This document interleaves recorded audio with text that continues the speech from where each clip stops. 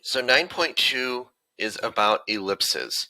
Today we're going to focus on the characteristics of the ellipse and graphing them, and then the following day we'll talk about how to write equations given the characteristics. So an ellipse, as you can see from the picture, looks like an oval, and depending on the equation of the ellipse, it could look more oval or more like a circle. And we'll talk about how we can figure that out. So we have the center of the ellipse, just like how we have the center of a circle, but that's where the similarities stop for ellipses and circles. So in an ellipse, we have two vertices, and the vertexes or vertices will change depend on the orientation of the ellipse. So this ellipse is wider than it is tall.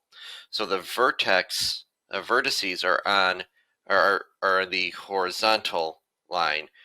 If it was longer, then our vertices would be on a vertical line.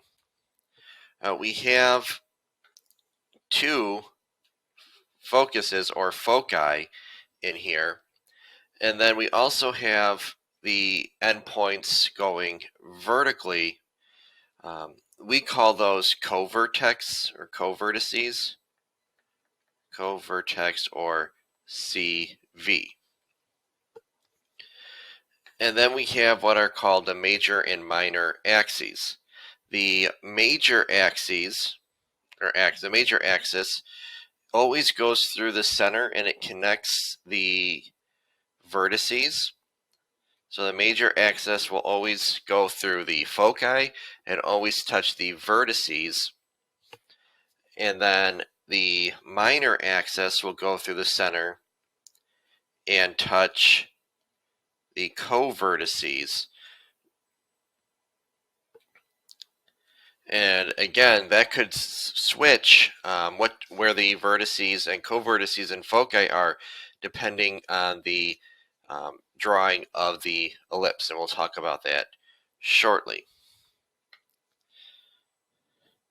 So when we are looking at the equations, we'll see A, B values, and then there's an equation to get C.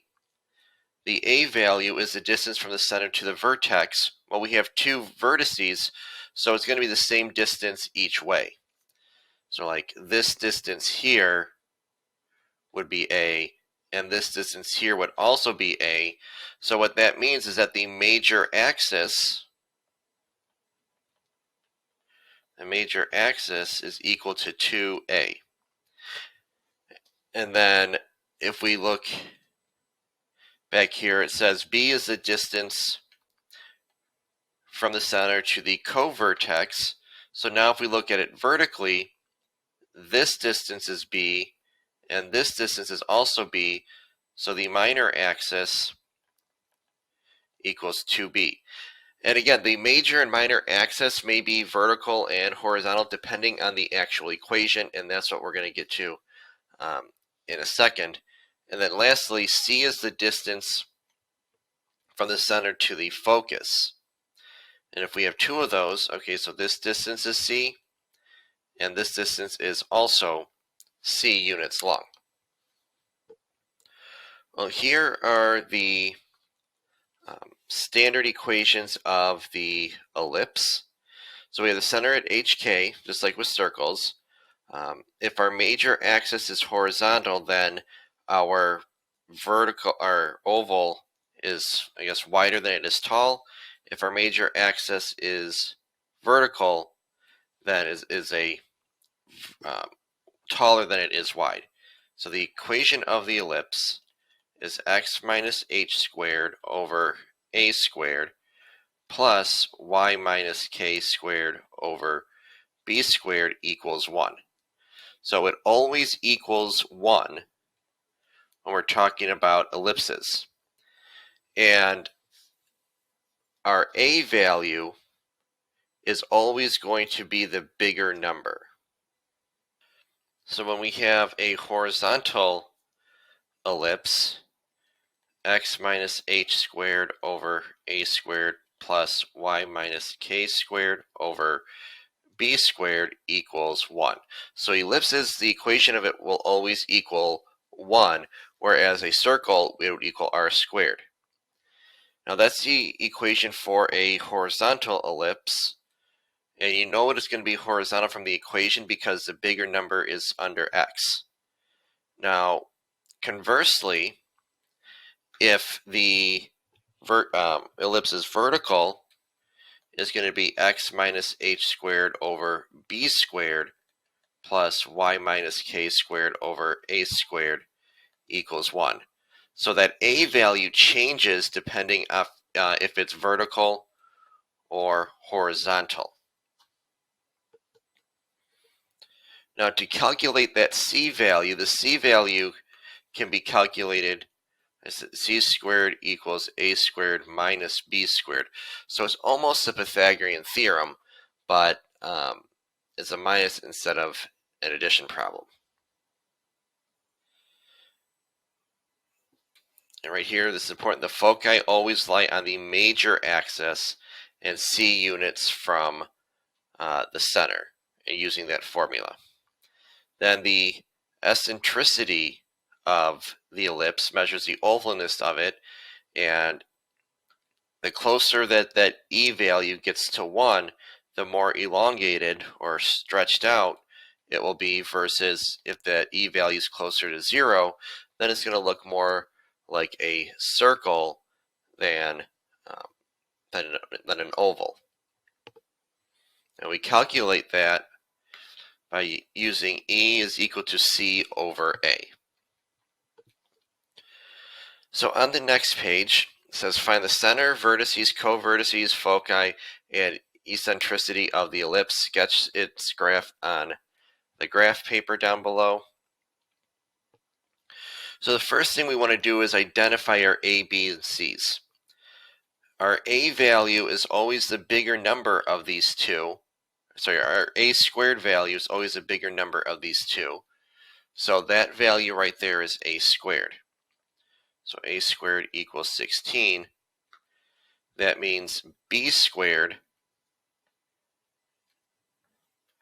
is going to be 9.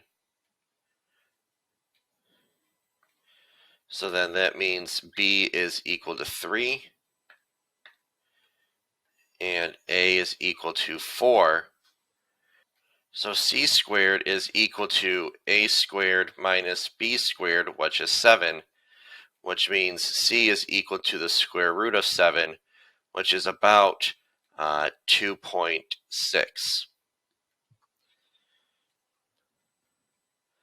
All right, now our center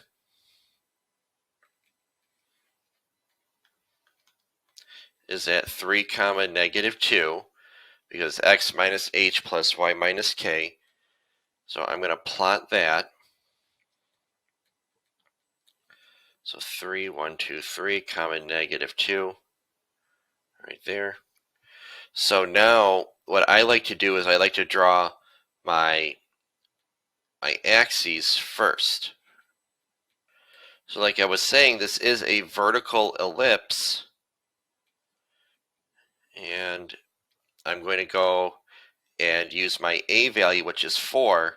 So from the center, I'm going to go up 4, 1, 2, 3, 4. And from the center, I'm going to go down 4, 1, 2, 3, 4. Those are the endpoints of my major axis. And those are my vertices. So the vertices are going to be 3 comma 2, 3 over 2 up, and 3 comma 1, 2, 3, 4, 5, 6, 3 comma negative 6. So 3 comma 2 and 3 comma negative 6. Now for our co-vertices, that's where we're going to take our B value, which is 3, and from the center we're going to go left 3, and from the center we're going to go right 3.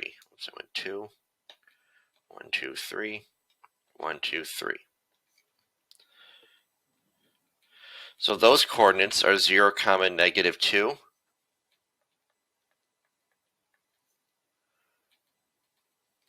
and 1, 2, 3, 4, 5, 6 comma negative 2.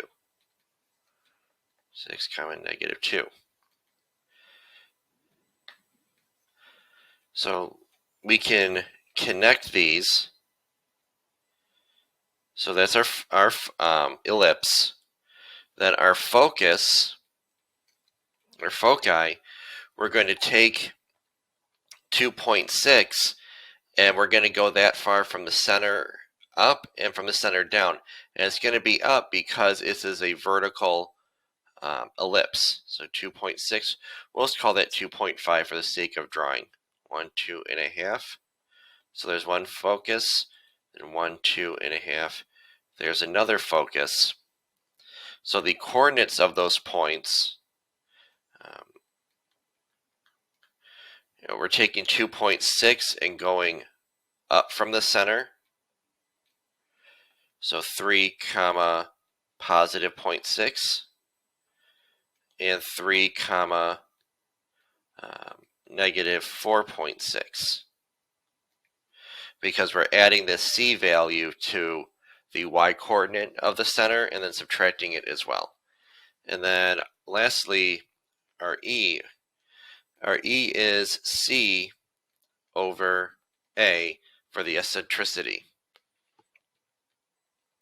So it's not really that difficult drawing these. It's just labeling the rest of the information. That's where it gets a little bit tricky. All right, now let's look at letter B. Now, letter B is not in standard form. This is our general form, so we're going to have to complete the square. So I'm going to group all the x's and y's together and move that 16, positive 16 to the other side. So I have 16x squared minus 32x plus 9y squared plus 72y equals negative 16. So then we complete the square with respect to each variable. But remember, before we do that, we got to factor out our values, our first term, in order to complete the square. So factoring out a 16 gives us x squared minus 2x, and factoring out a 9 gives us y squared plus 8y equals negative 16. And then we can complete the square with respect to x.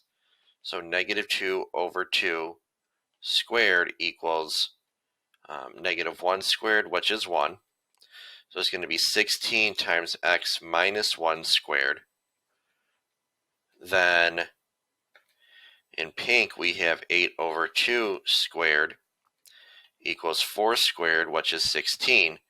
So it's going to be plus 9 times y plus 4 squared. And then it's going to equal that negative 16 that's there. But then we have to add what we did to the left side. So 16 plus 16 times 1. And then plus 9 times 16. So then we get 16 times x minus 1 squared plus 9 times y plus 4 squared equals, well, if I type the right side into my calculator, I get 144. Well, this doesn't equal 1. The way we get this to equal 1 is we divide everything by 144. And so if we divide everything by 144, the x term, 16 over 144 is 1/9. So this becomes x minus 1 squared over 9, because we don't need to write that plus 1, or that 1 in front. And then plus 9 divided by 144 is 1 over 16. And 144 over 144 is 1. So now this is a ellipse in standard form that we can go through and find all the information for. Remember, because our bigger number is under the y, that means it's a vertical major axis, so it's going to go up and down. Our a value, a squared, is equal to 16. So a is equal to 4. B squared is equal to 9. So b is equal to 3. And then c squared is a squared minus b squared, which is 7. So c is equal to the square root of 7, just like in the last problem, which is about 2.6.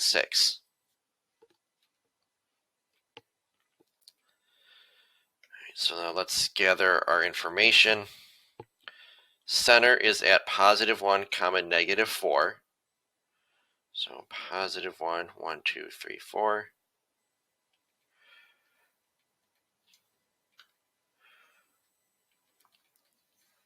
Our vertices are going to start at the center and go up by 4 and down by 4. So 1, 2, 3, 4. So that's 1, comma, 0. And then 1, 2, 3, 4. That's going to be 1, comma, negative 8. So 1, comma, 0 and 1, comma, negative 8. You could take your a value over here and add it to the y-coordinate because it's a vertical ellipse. If it was a horizontal one, then we would do that with the x, but I also think counting is a bit easier. So now let's graph our minor axes. So from the center, our b value is 3, so right 3, 1, 2, 3, and left 3, 1, 2, 3. And then we can connect them, and that would be what the ellipse looks like. Now the foci, 2.6, so from the center go up 2.5 and down 2.5, 1, 2.5. Those are where the foci would go. So then the foci, 1, and if we add 2.6 to that y-coordinate, we get negative 1.4. And then if we subtract, so negative 4 minus 2.6, you get negative 6.4 as the coordinates of your focus. And then your eccentricity is going to be c value over a, so 7 over 4. Square root of 7 over 4. Right, so we need to find the co-vertices here. I forgot that. So the co-vertices, okay, our b value is 3. So we just need the coordinates of these points here. So negative 2, comma, negative 4 would be one of them. Negative 2, comma, negative 4. And the other one would be positive 4, comma, negative 4 from our graph. You can also do it algebraically, and that's going to be the case with problems that are decimals or fractions. Because this is a vertical ellipse, our vertices are going to have the same x values as our center, and we're adding that a value of 4 to the y-coordinate of the center and then subtracting 4 from the y-coordinate of the center. For your co-vertices, your x values will change, and you can see our b value is 3, so I added 3 to the center, the x-coordinate of the center, and subtracted 3 from the x-coordinate of the center to get my 2 x-coordinates for that. So that algebra will help you verify your answers. So these ellipses were the same shape, they were just in different centers. All right, the last one, again, we have it in general form. We need to switch it to standard form. So x squared minus 8x plus 5y squared minus 30y equals, adding that 39 to both sides gives you 39, equals 39. We don't have to factor anything out of the x part because we already have a 1 in front of that. So we can just we can complete the square with this right away. Okay, so then we get negative 4 squared, which is 16. So it's going to be x minus 4 quantity squared. But for the y, we got to factor out, okay, and this should be 30, not 36. Factor out a 5, and we're left with y squared minus 6y equals, we added 16 to both sides, so 39 plus 16 when we completed the square with respect to x. Now we're going to complete the square with respect to y. So we still have the x minus 4 squared plus, we're going to do cut. So we have negative 6 over 2 squared equals negative 3 squared, which is 9. So we have x minus 4 squared plus 5 times y minus 3 squared equals 39 plus 16 plus 5 times the 9 that we used to complete the square. So then we have x minus 4 squared plus 5 times y minus 3 squared equals 5 times 9 is 45 plus 16 plus 39. That's going to give us 100. So now we can divide everything by 100. For the x, there's nothing there, so it's going to be x minus 4 squared over 100 plus y minus 3 squared over 20, because 5 over 100 reduces down to 1 over 20 equals 1. So because the bigger number is in front of the x, that is our new a value. So this is a horizontal major axis. So let's plot our, let's find our a, b, and c's first. So a squared equals 100 means a is equal to 10. B squared then is a number in front or under the y, which is 20, which means b is going to be the square root of 20, which is, if you simplify the radical to 4 times 5, square root of 4 is 2. 2 times the square root of 5, which is about 4.5. So that will make drawing these a bit easier if we make it a decimal. And then c squared is 100 minus 20, which is 80. C is equal to the square root of 80, which is 4 root 5, which is about 8.9. All right, so now let's go and plot our center. Center is at positive 4, comma, positive 3. Positive 4, comma, positive 3.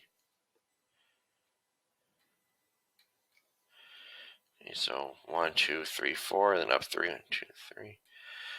This is going to go off the grid a little bit because our a value is 10. So I'm going to go up by 2's instead. So 4 comma 3 is going to be 2, 4, and then up to 3. So there's our center. And we need to go 10 in each direction because that is our a value. So 2, 4, 6, 8, 10. 2, 4, 6, 8, 10. Now our vertical axis, or sorry, not our vertical axis, our minor axis is b in both directions, which is 4.5. So that's going to be a little bit trickier to draw because we're going up by 2's. So going up, one grid is 2, then another grid is 4, and then a little bit more, and then down a little bit more. So this would be the picture of our ellipse, and we're going up by 2's here in both directions. So then our foci are 8.9 units away, so almost 9. So 2, 4, 6, 8, and a little bit more. That would be one foci. Then 2, 4, 6, 8, and a little bit more will be our other foci. So when we write the coordinates of these, because there are going to have radicals in them, it's okay if we, like I said, round to decimal, round and use decimals. So our vertices, those, we take our center and we're going 10 units in each direction. So 4, and we're going horizontal. So 4 plus 10 is 14, comma 3. And then 4 minus 10 is negative 6, comma 3. So those are the coordinates of our vertices.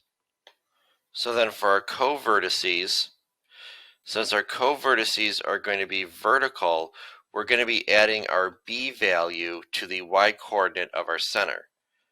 So co-vertices, our b value we calculated to be 4.5. So 3 plus 4.5, so 4, and then we said 3 plus 4.5 would be 7.5. And then 4, when you do 3 minus 4.5, that gives us negative 1.5. All right, then our foci